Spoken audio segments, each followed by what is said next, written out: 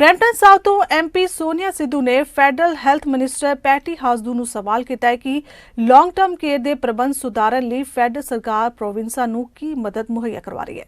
ਇਸ ਦਾ ਜਵਾਬ ਦਿੰਦਿਆਂ ਮਿਨਿਸਟਰ ਨੇ ਦੱਸਿਆ ਕਿ ਫੈਡਰਲ ਸਰਕਾਰ ਵੱਲੋਂ ਸੇਫ ਰੀਸਟਾਰਟ ਐਗਰੀਮੈਂਟ ਤਹਿਤ $740 ਮਿਲੀਅਨ ਦਿੱਤੇ ਗਏ ਨੇ ਅਤੇ $1 million safe long term care fund ਵਜੋਂ ਦਿੱਤੇ ਗਏ ਨੇ। Prime Minister announced that March 22nd to May 10th, Canada will be receiving 1 million doses of Pfizer vaccine every single week. This is a good news for Canada's vaccination efforts.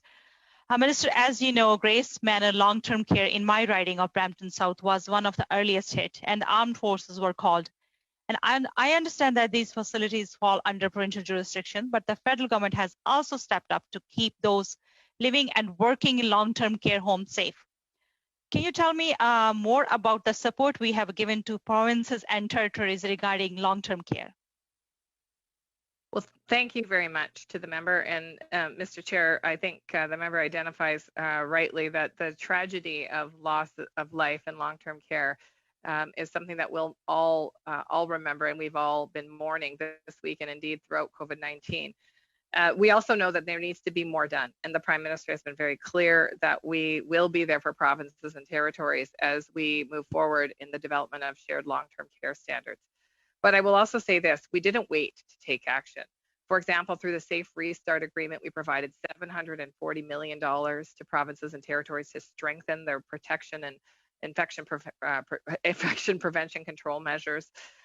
We also proposed $1 billion in the fall economic statement to create the Safe Long-Term Care Fund. We provided wage top-ups, Mr. Chair, which I think were critical to support the labor security of people working in long-term care homes.